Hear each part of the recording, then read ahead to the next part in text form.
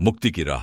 एक सूफी संत की कहानी। बहुत समय पहले एक समृद्ध राज्य में एक राजकुमार रहता था।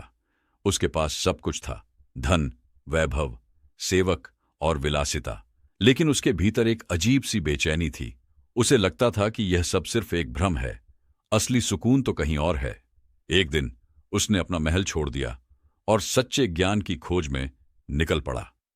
यात्रा के दौरान वह कई विद्वानों और संतों से मिला, लेकिन कोई भी उसकी प्यास को बुझा न सका। फिर एक दिन रेगिस्तान के किनारे बसे एक छोटे से गांव में उसकी मुलाकात एक बुजुर्ग सूफी संत से हुई। संत की आंखों में अजीब सा तेज था और उनके पास बैठते ही राजकुमार को एक अनोखी शांति का एहसास हुआ।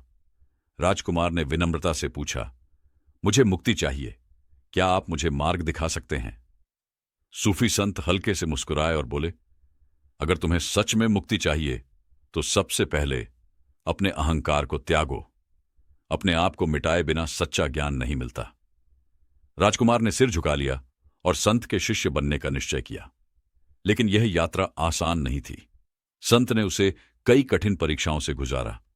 कभी उसे कई दिनों तक भूखा रहना पड़ता, कभी कठोर सर्दी और गर्मी में साधना करनी पड़ती, कभी उसे अपमान सहना पड़ता तो कभी लोगों की उपेक्षा। लेकिन वह डटा रहा, क्योंकि अब उसकी आत्मा को सच्चे ज्ञान की भूख थी। एक दिन जब वह गहरी साधना में लीन था, अचानक उसे एक दिव्य अनुभव हुआ। उसने महसूस किया कि जो कुछ भी वह खोज रहा था वह कहीं बाहर नहीं बल्कि उसके भीतर ही था। उसे समझ आ गया कि मुक्ति कोई जगह या वस्तु नहीं, बल्कि एक अवस्था है, जब इंसान अपनी इच्छाओं, भय और मोह से ऊपर उठ जाता है। अब वह राजकुमार नहीं रहा, वह स्वयं एक सूफी संत बन चुका था। उसने अपने अहंकार, लालसा और भय को त्याग दिया था।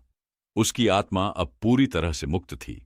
कुछ वर्षों बाद जब लोग उसके पास ज्ञान लेने आने लगे तो एक जिज्ञासु व्यक्ति ने पूछा, गुरुजी, मुक्ति कैसे पाई जाती है? संत मुस्कुराए और बोले, तुम जिस मुक्ति की खोज कर रहे हो वह पहले से ही तुम्हारे भीतर है। बस अपने भीतर झांकने की हिम्मत करो और मोह माया की जंजीरों को तोड़ दो।